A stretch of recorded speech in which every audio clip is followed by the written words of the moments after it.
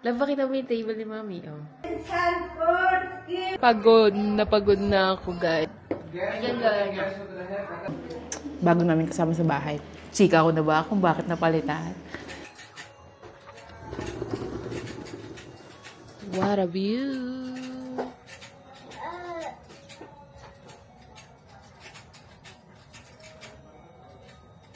Good morning, mga ka-arte! Hinaan natin yung boses. Nahiya pa ako, guys. Kagigising lang namin. And may sipon pa nga ako, guys. So, ito ang ating view sa umaga. Good morning! Nakakamiss to, guys. Ingat lang tayo, guys, dahil tag-ulan dito ngayon at may mga ahas daw. Although, hindi daw makakakit ito yung mga ahas kasi mataas. Nakakatakot pa rin. Baka may maligaw. So, ito guys, ang umaga namin sa India. Ang kalat pa ng kwarto namin. Look. Si Ado gumising lang. Naglalaro agad. Ayan. Makalat pa guys. Maglilinis pa ako. Ayun yung baby natin. Nag-expert ako ng vlog. At ayan sila. Good morning. Ayan si Mami. Papa ni Adi natin. Ito pala. Laba kita mo yung table ni Mami, oh. Table ni Mami. Diba? Social. May ganito na siya. Gusto niyo mag-house tour? Updated. Saka na. Saka na. Kakape muna kami. Si Ado nandun na agad sa lola niya. Nagala sila. Bigay ko na si Apin. Black coffee me. Black coffee. Machine. Oh, sa machine yan kaya. Ay, andun na pala yung machine. Yan machine. ini क्या मिला देखो क्या एक्सटेंशन हम रख ले बनी सब जाए उसके नो अच्छा खोज खोज के निकाल के रख ले बनी है बोले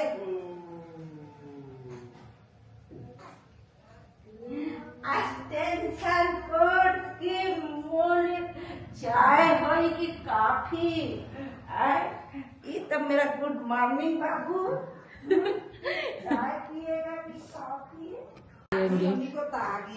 Ayan na. O, diba? Ayan naman. Hit me. AC off eh.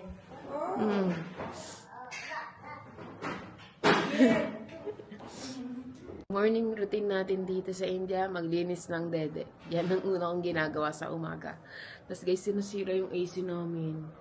I mean, hindi naman siya sira. Madumi lang siya, guys. Kasi ano, ang tagal namin nawala, diba? Tapos wala naman nagkakwarto dito.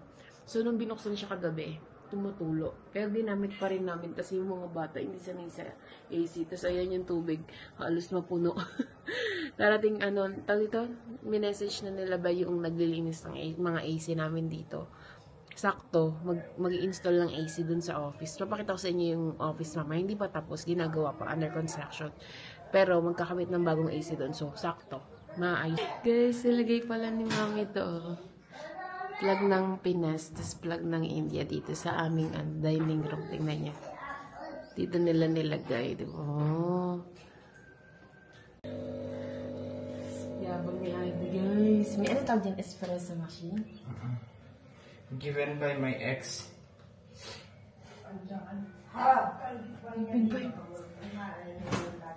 Sinigit ko yan guys sa kanya dito sa India. Expression machine. Kung naaalala niyo yung vlog namin. Hindi, given by my ex yan. Sige, patayin mo. Ex. Tingnan niyo guys. Allergy daw. Kailangan ko uminom ng gamot. Ayoko nung kumain sana. Kailangan ko uminom ng gamot. Kain tayo isa. Ayan gala niya. Hindi ko siya nakatera niya. Lola niya. Hindi naman akong gamot eh. Tapos na ako magpakulo ng dede. Ngayon naman, maglilinis ako ng kwarto namin. Guys, tingnan niyo yung cabinet namin. Tada, tinago ko sa nila lahat ng malilit kong unan. And, yeah, sabihin niyo, bakit ikaw naglilinis? Di ba may kasambahay kayo dito? Kasi guys, kahit sa Pilipinas, hindi ko pinapagalaw yung gamit ko hindi ko pinapalinis yung kwarto namin ni Aditya. Kasi for me, privacy yun. Tsaka marami kaming tinatago. Charis.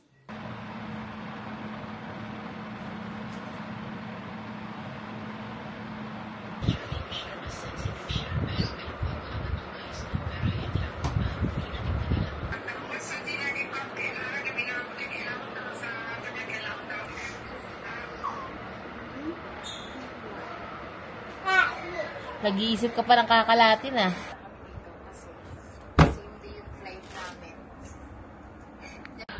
Pagod na ako guys. Kaka-public lang ng vlog. Oh, don't touch that. Don't touch that.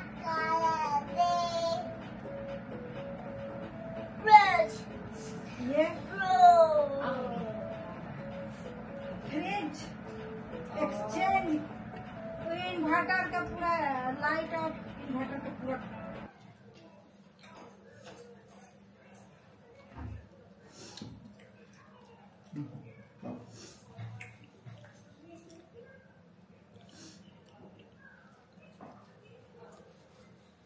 May butter sa roti.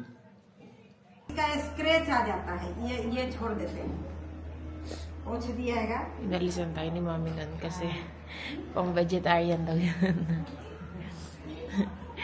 Ito, kakain kasi kami ng non-veg guys. Moton kagabi, yun pa din. Guys, pinagsasandok ako ni Adi. Dito lang yun, pwede ka, sisilbihan ka ng asawa mo. Sa ibang biyanan yan, di po pwede yan. Kailangan ikaw pagsisilbihan. Pero parang lalagnatin kasi ako ngayon, guys. Naglilinis ako kanina, di ba? Hindi ko natapos. Yung sa amin lang, yung kay Adi na iwan ko, may isa pa akong malaking maleta, i-unpack. Kaya lang masama talaga pakiramdam ko, guys. Ang init pa dito. Ayun, ang init. Parang tinamaan ako ng heat wave kahapon. Kasi bigla sumama yung pakiramdam ko. Grabe. Naantay ko lang si Adi, tapos kakain kami. Tapos, mapakita ko sa inyo, guys. Yan naman ang biyanan ko. Pinaglagyan niya na kami ng tubig. Kasi bawal namin ito hawakan. Kung kakain na kami, bawal na itong hawakan. Kasi alam nyo, guys, sa mga bago sa channel namin, or sa page namin, meron kaming 2 kusina, 2 dining table. Isa sa taas, isa sa baba. Yung sa baba, guys, pinagawa yun para din sa akin. Para hindi ako kailangan mag-adjust sa pagkain nila.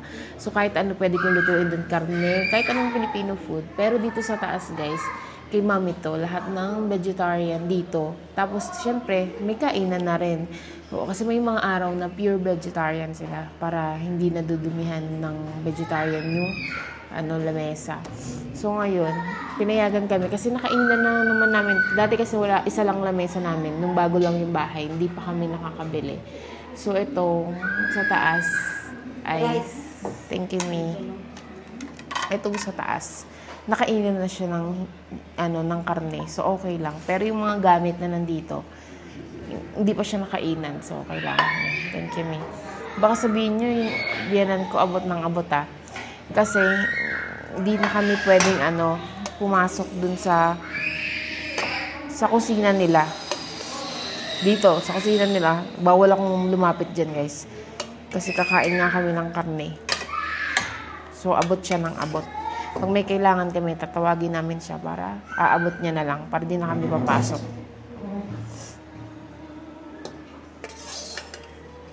Una-una kain dito.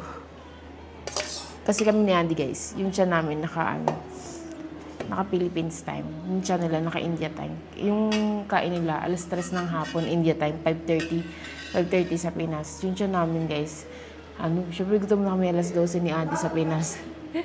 So, 10:30 yun dito. Pero nag-a-adjust kami unti-unti ngayon para makasabay kami kumain sa kanila. Ayan si Mami, guys, naka-antay. Dami niyo ng mga paganyan, no? Alam niyo ba kung saan niya nakita yan? Doon sa bahay ko sa Pilipinas. Ngayon, yan ang libangan niya. Ito ulam namin yun. Collagen daw. Oh, collagen. I also said collagen. Kasi she said collagen. Collagen. Nagko-collagen na siya, guys. Kaya lalo siyang bumabata. Tingnan. Kainan na. Nagko-collagen na siya, guys. Nagpapabili ngayon galing sa Pinas. Naubos na yung binibili namin collagen, hingi na nga lang ako sa kanya. Pwede ba ako mamungi sa kanya? Konti na lang, di? Ang laman? Oo. Meron pa? I just didn't init last. But if you want, I will init more. Oo. Walang laman, puro buto. Init ko na, another batch. Take mo na so that I Puro will buto. take mo the ones you want. Guys, hindi muna ako magda-diet. Hanggang Sunday, hindi kami magda-diet. Dagdagan natin kanin. Alam mo, there's a difference Pero tumaba na ako sa Vietnam, 2 kg. lang yun. Lamon ng Easy lamon eh. Guys, ano pala, dahil sa mamaya yung pakiramdam ko, pinabalik ko sa yung maleta ni Adi. Bukas na lang ulit or mamaya pag umokay yung pakiramdam ko. Pero pinapawalisan namin siya tsaka pinapalampasuhan. Yan yung bago naming kasama sa bahay. Chika ko na ba kung bakit napalitan? Kapag nagwa-warm up ako, diba? Chichika ko sa inyo mamaya. Kakain lang ako. Guys, tingnan nyo kung gaano kami nila kamahal. Dinikit pala nila yung picture namin dito, guys. Habang nasa Pinas kami. Ayun eh. Para lagi daw nila nakikita.